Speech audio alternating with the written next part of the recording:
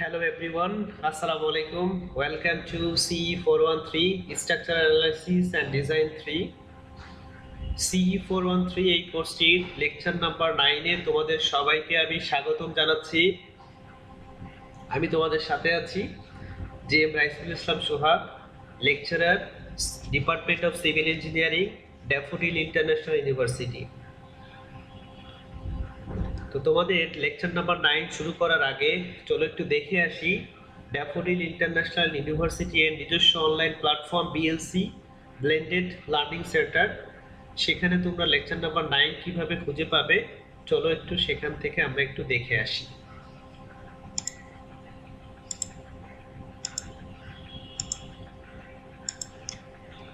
So তোমরা BLC তে প্রবেশ করার পরে দেখতে পাবে লেকচার নাম্বার 10, ওটা basically lecture number 9, that means BLC lecture number 10 design of fully encased composite column, সংক্ষেপে এপিসি কলাম। তো এই যদি ডান পাশের ফিগারটাতে তাকাও তো তোমরা বেসিক্যালি দেখতে পাবে প্রবলেম করার সময় কালো মতো কালো গোল গোল টাইপের যে বারগুলো দেখতে পাচ্ছ এগুলাই হচ্ছে longitudinal bar, that means main reinforcement, যেটা 3D ভিউ দেখতে পাচ্ছ লম্বালম্বি ভাবে দেয়া হয়েছে খাড়াভাবে, এবং যেটা কালো গোল গোল টাইপের যে বারগুলো সেটাকে স্ট্রেইট একটা বার দ্বারা কানেক্ট করা হয়েছে, সেটাকে বলছি ট্রানভার্স রিবার হুক হিসাবে। যেটা হচ্ছে দেখতে পাচ্ছ মেইন রেইনফোর্সমেন্টের চারপাশে দেয়া হয়েছে ট্রানভার্স আকারে, এবং স্টিলের একটা এই শেপের একটা স্টিল এখানে তুমি দেখতে পাচ্ছ ব্যবহার করা হয়েছে আরসিসির মধ্যে, দ্যাট মিন্স এটা হচ্ছে একটা কম্পোজিট কলাম। সো এই লেকচারে বেসিক্যালি তোমরা দেখতে পাবে বা বুঝতে পারবে যে একটা এফিসি কলাম কিভাবে ডিজাইন করতে হয়, এবং আশা করছি তোমরা এই লেকচার শেষে খুব সহজেই এই এফিসি কলামটা ডিজাইন করতে পারবে।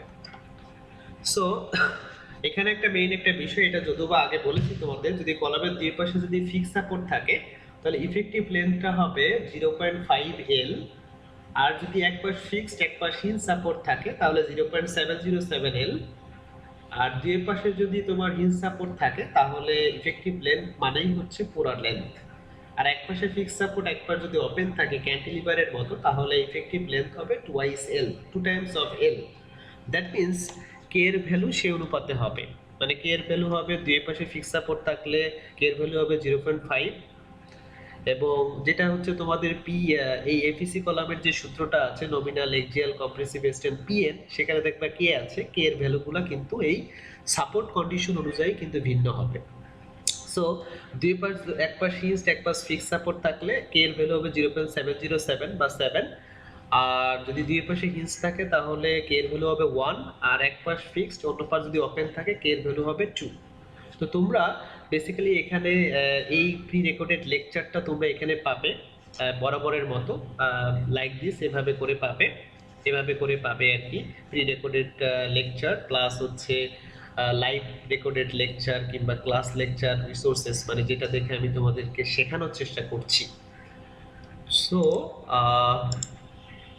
তাহলে চলো একটু শুরু করা যাক আমাদের আজকের এই লেকচারটা। তবে আমি এই লেকচারটা বেসিক্যালি অনেক বড় একটা প্রবলেমের সলিউশন, সো আমি এটাকে দুইটা পার্টে ভাগ করব। সো দুইটা পার্টে ভাগ করে তোমাদেরকে আমি বোঝানোর চেষ্টা করব। তো আমি লেকচার শুরু করার প্রথম থেকেই বলছি তোমাদের অবশ্যই ধৈর্য থাকতে হবে আমার লেকচারটা দেখার এবং শোনার। সো আমাদের প্রবলেম নাম্বার 1 এ দেখতে পাচ্ছ সেটা হচ্ছে যে আমাদের determine the desired parameters for the following fully encased composite column. আমাদের এপিসি কলামটাকে ডিজাইন করতে কম্পোজিট কলামের আমাদের যে ডিজায়ার্ড প্যারামিটারগুলো আছে সেই প্যারামিটারগুলো আমাদের ডিটারমাইন করতে হবে। তবে কিছু ইনফরমেশন দেওয়া আছে গিভেন ডাটা, যেটা হচ্ছে আমাদের কলামের স্পান লেন্থ দেওয়া আছে 14 ফিট, এবং আমাদের কলামটার মেইন রেইনফোর্সমেন্ট হিসেবে গোল গোল যেগুলো দেখতে পাচ্ছ এখানে টোটাল রেইনফোর্সমেন্ট আছে কয়টা, 1টা 2টা 3টা 4টা 5টা 6টা 7টা 8টা, 8 নাম্বার বার। প্রথমে সংখ্যা লিখতে হয়, তারপরে হচ্ছে বারের চিহ্ন হ্যাশ দ্বারা প্রকাশ করা হয়, এবং যে ল্যাটারাল টাই হিসেবে যেটা ব্যবহার করা হয়েছে সেটা হচ্ছে 3 নাম্বার বার, এবং সেন্টার টু সেন্টার স্পেসিং হচ্ছে 12 ইঞ্চি। এবং আমরা দেখতে পাচ্ছি যে এই কলামটার এটা হচ্ছে তোমার সেন্ট্রাল বরাবর এক্স অ্যাক্সিস এবং এই বরাবর হচ্ছে ভার্টিক্যাল বরাবর ওয়াই অ্যাক্সিস, যেটা এই কলামের পুরো সেন্টার দিয়ে গেছে। দ্যাট মিন্স এক্স অ্যাক্সিস বরাবর সেন্টার দিয়ে, ওয়াই অ্যাক্সিসও সেন্টার দিয়ে, সুতরাং এর কোনো ইসেন্ট্রিসিটি নাই। এর ভ্যালু 0 হবে। এটা মাথায় রাখতে হবে, পরবর্তীতে আমাদের প্রবলেম করার সময় কাজে লাগবে।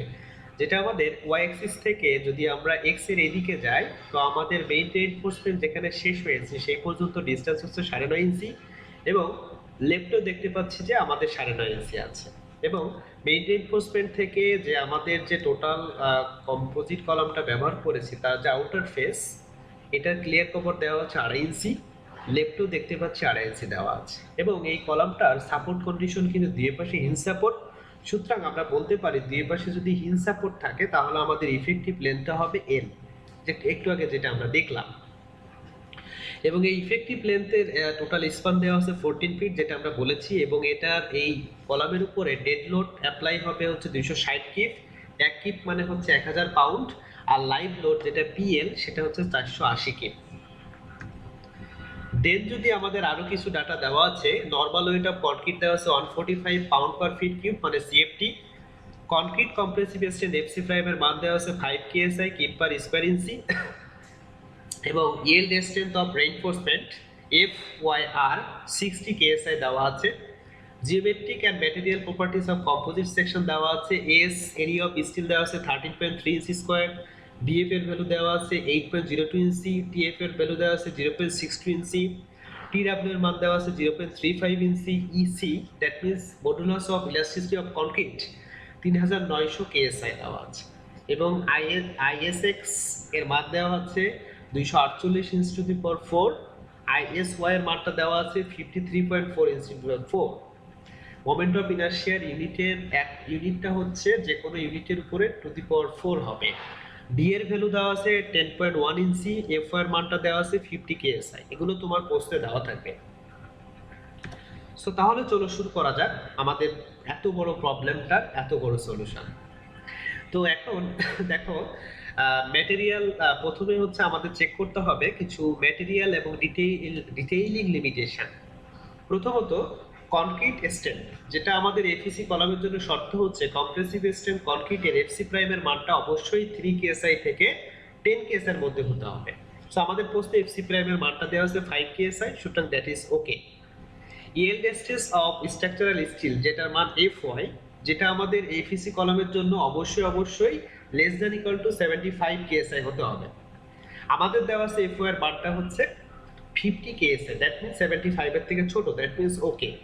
yield stress of reinforcing bar FYR, এটার ভ্যালু 75 কেএসআই থেকে ছোট হতে হবে। আমাদের দেওয়া আছে FY এর মানটা 60 কেএসআই, তার মানে 75 এর থেকে কিন্তু কম, দ্যাট মিন্স এটাও ঠিক আছে, ওকে। এরপর যদি আমরা দেখি ট্রানভার্স রেইনফোর্সমেন্ট লিমিটেশন, মানে টাইমার হিসেবে যেটা আমরা ব্যবহার করব তার ক্লিয়ার কভার স্পেসিং এগুলো আমরা একটু দেখতে চাই। তো টাই সাইজ এন্ড স্পেসিং লিমিটেশনের ক্ষেত্রে আমরা দেখতে পাচ্ছি যে আমাদেরকে ম্যাক্সিমাম 3 নাম্বার বার ব্যবহার করা যাবে এবং 12 ইঞ্চি সেন্টার টু সেন্টার স্পেসিং দিতে পারবো। তো আমাদের প্রশ্নে আমরা দেখতে পেয়েছি যে আমরা 3 নাম্বার বার ব্যবহার করেছি এবং 12 ইঞ্চি সেন্টার টু সেন্টার দিয়েছি, তার মানে আমাদের টাই বারের সাইজ এবং স্পেসিং ঠিক আছে, that means okay. Additional tie size limitation, that means আমরা যদি main reinforcement that means longitudinal bar হিসেবে যদি 8 নম্বর বার ব্যবহার করি, তাহলে আমাদের শর্ত যেটা ছিল এফিসি কলামের জন্য সেটা হচ্ছে মিনিমাম 3 নম্বর বার ব্যবহার করতে হবে টাই বার হিসেবে, সেটাই আমরা এখানে ব্যবহার করেছি, that means okay. Maximum tie spacing হিসেবে আমাদের যেটা সূত্র সেটা হচ্ছে space is equal to 0.5 into H. এখানে এইচ এর মধ্যে যেটা বড় হবে সেটা আমরা ব্যবহার করব। এখানে H1 এর মানটাও 24 ইঞ্চি, H2 এর মানটাও 24 ইঞ্চি, সুতরাং দুইটা যেহেতু একই সুতরাং আমরা 24 ইঞ্চি ব্যবহার করেছি। 0.5 into 24 inch that means 12 inch, that means 1 feet. তো আমাদের এফিসি কলামের জন্য এস ম্যাক্স এর মানটা হচ্ছে সর্বোচ্চ আমরা 12 ইঞ্চি ব্যবহার করতে পারবো, আমরা এটা পেয়েছি 12 ইঞ্চি, দ্যাট মিন্স ম্যাক্সিমাম টাই স্পেসিংও ঠিক আছে। কনক্রিট কভার, টাইয়ের জন্য কনক্রিট কভার, সো আমাদের টাইটা যেখানে ব্যবহার করেছি টাই থেকে আমাদের যে কলামের আউটার ফেস এর ভিতরে যে মিনিমাম কভার ক্লিয়ার কভার সেটা আমাদের দরকার হচ্ছে 1.5 ইঞ্চি। তো আমাদের কতটুকু ব্যবহার করা হয়েছে সেটা আমরা একটু দেখি। কনক্রিট কভার ফর টাই দেখতে পাচ্ছি 2.5 ইঞ্চি, আমরা প্রশ্নটাতে কিন্তু দেখেছিলাম যে আমাদের এখানে যদি খেয়াল করে দেখো তাহলে দেখো এখানে আমরা টাই থেকে কলামের আউটার ফেস ক্লিয়ার কভার দেওয়া আছে 2.5 ইঞ্চি, মেইন রেইনফোর্সমেন্ট হিসেবে 8 নাম্বার বার ব্যবহার করেছি, টাই হিসেবে 3 নাম্বার বার ব্যবহার করেছি। সো আমরা যদি একটু খেয়াল করি এখানে, সেটা হচ্ছে 2.5 এর থেকে বাদ দিব 8/8, মানে হচ্ছে আমরা মেইন রেইনফোর্সমেন্ট হিসেবে 8 নাম্বার বার ব্যবহার করেছি, তার ডায়ামিটার মানে হচ্ছে 8/8 ইন্টু হচ্ছে হাফ হলো সূত্রে মাইনাস 3/8। 3/8 মানে হচ্ছে আমরা টাই বার হিসেবে ব্যবহার করেছি হচ্ছে 3 নাম্বার বার, তো 3 নাম্বার বারের ডায়ামিটার হবে 3/8। যে কোনো বারের ডায়া বললে ওই বারকে 8 দ্বারা ভাগ করলে তার ডায়ামিটার পাওয়া যায়। সো এটা ক্যালকুলেশন করলে পাবো 1.625, যেটা 1.5 ইঞ্চির থেকে বেশি। দ্যাট মিন্স এটাও ঠিক আছে। এরপর tie as lateral support of longitudinal bar, আমরা মেইন রেইনফোর্সমেন্ট হিসেবে যেটা ব্যবহার করব, এখানে বেশ কিছু মূল কনসেপ্টটা হচ্ছে আমাদের এই কলামের সেন্টার থেকে মেইন রেইনফোর্সমেন্ট পর্যন্ত যে ডিসটেন্স হবে সেটা মিনিমাম হওয়া লাগবে 8.5 ইঞ্চি। কিন্তু আমাদের যদি প্রশ্নটাই খেয়াল করি যে এই কলামের সেন্টার থেকে মেইন রেইনফোর্সমেন্ট পর্যন্ত ডিসটেন্স দেওয়া আছে 9.5 ইঞ্চি, তার মানে আমাদের মিনিমাম থেকে বেশি আছে। দ্যাট মিন্স এটাকেও আমরা ওকে বলতে পারি। ওকে, সো এরপরে longitudinal and structural steel reinforcement limitation or limits. So আমরা জানি এএস ডিভাইডেড বাই এজি এর ভ্যালুটা হবে 0.01 এর থেকে বেশি হতে হবে অথবা সমান হতে হবে। সো এস এর মানটা প্রশ্নে কিন্তু আমাদের দেওয়াই আছে 13.3, আর এজি এর মানটা হবে, তোমরা দেখতে পেয়েছো যে একদিকে আছে 24 ইঞ্চি, আরেক দিকে আছে 24 ইঞ্চি। যদি আমি তোমাদের একটু আরেকবার দেখাই,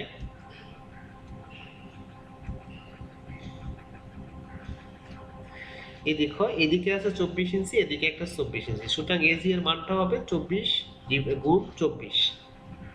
আর এএস এর মান দেখো প্রশ্ন দেওয়া আছে 13.3, আর এএস আর যে ভ্যালুটা হবে 8 ইন্টু 8 নাম্বার বারের ডায়া মানে 0.79 অথবা π/4 8/8 এর হোল স্কয়ার। ঠিক আছে, এটা একটু মাথায় রাখতে হবে আমাদেরকে। সো এখন যদি খেয়াল করি যে এএস এর মান 13.3 দেওয়া আছে প্রশ্নে, এজি এর মান হবে 24 ইন্টু 24, দ্যাট মিন্স পাবো 0.023, যেটা 0.01 এর থেকে বড়। দ্যাট মিন্স ওকে। এরপরে এএসআর আমি একটু আগে যেটা বলেছি যে 8 ইন্টু π/4 8/8 এর হোল স্কয়ার, সুতরাং খুব সহজে 8 নাম্বার বারের এরিয়াটা আমরা পেয়ে যাব।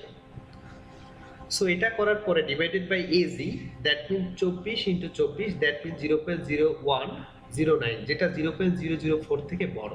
দ্যাট মিন্স ওকে, মানে এএসআর ডিভাইডেড বাই এজি এর লিমিটটা ছিল আমাদের হচ্ছে 0.04 থেকে বড় হবে, কিন্তু 0.08 এর থেকে ছোট হবে। সুতরাং যে মানটা পেয়েছি 0.0109 সেটা হচ্ছে 0.004 থেকে বড়, কিন্তু অবশ্যই মাথায় রাখতে হবে 0.08 এর থেকে ছোট হতে হবে। সুতরাং 0.0109 অবশ্যই এটা 0.08 এর থেকে ছোট। দ্যাট মিন্স এটাও ঠিক আছে। Minimum number of longitudinal bar, that means আমাদের মিনিমাম যে বারটা ব্যবহার করতে হবে সেটা মিনিমাম 4টা ব্যবহার করতে হবে, কিন্তু এখানে 8টা আছে, তার মানে কি এটাও ঠিক আছে। Clear spacing between longitudinal bar, আমরা জানি ক্লিয়ার ডিসটেন্সের সূত্র হচ্ছে 1.5 ডিবি অথবা 1.5 ইঞ্চি, কিন্তু আমরা যদি এখানে দেখি আমরা কতটুকু ব্যবহার করেছি 9.5। সেন্টার থেকে মেইন রেইনফোর্সমেন্ট পর্যন্ত ডিসটেন্স আছে 9.5 এবং সূত্রের হচ্ছে 1, তার মানে 8.5 ইঞ্চি আমাদের ক্লিয়ার ডিসটেন্স আছে। তা মিনিমাম ব্যবহার করতে হবে 1.5, আমরা ব্যবহার করেছি 8.5, so it is okay. Then যদি যাই clear spacing between longitudinal bars and steel cores, longitudinal bar এবং স্টিল কোরের মধ্যে যে ক্লিয়ার স্পেসিং সেটার জন্য সূত্র হচ্ছে 1.5 ডিবি, মানে ডায়ামিটার অফ বার অথবা 1.5 ইঞ্চি। সো এখানে আমরা যেটা ব্যবহার করেছি আমাদের সূত্র হচ্ছে provided clear distance is equal two h/2, h এর মান হচ্ছে 24 ডিভাইডেড বাই 2, d এর মান প্রশ্ন দেওয়াই আছে 10.1 ডিভাইডেড বাই 2 মাইনাস 2.5 সূত্রে db, এটা তো আমরা জানি 1, এটা প্রশ্ন দেওয়াই আছে 1, so db divided by 2। So আমরা দেখতে পাচ্ছি এখানে পেয়েছি 3.95, যেখানে আমাদের মিনিমাম ব্যবহার করতে হবে 1.5 ইঞ্চি, কিন্তু আমরা এখানে ব্যবহার করেছি 3.95 ইঞ্চি, সো এটাও ঠিক আছে, ওকে। এরপরে যদি আমরা একটু খেয়াল করি যে concrete cover for longitudinal reinforcement, so আমরা একটা খুব সহজেই জানি যে টাই অথবা মেইন রেইনফোর্সমেন্ট, তো মিনিমাম আমাদের 1.5 ইঞ্চি ব্যবহার করতে হবে, কিন্তু টাই অথবা লঙ্গিটিউডাল রেইনফোর্সমেন্টের দুইটার জন্য দেখেছি যে 1.5 ইঞ্চির থেকে আমরা বেশি ক্লিয়ার ডিস্টেন্স ব্যবহার করেছি, দ্যাট মিনস এটা ঠিক আছে। সো এখানে যদি আমরা একটু খেয়াল করি যে রিকোয়ার্ড কম্প্রেসিভ স্ট্রেন্থ এলআরএফডি এবং এএসডি মেথড, এলআরডি মানে হচ্ছে এলআরএফডি মানে ইউএসডি মেথড, এএসডি মানে হচ্ছে ডাব্লিউএসডি মেথড। সো এলআরএফডি তে দেখতে পাচ্ছি PR is equal two PU, that means 1.2 dead load plus 1.6 live load.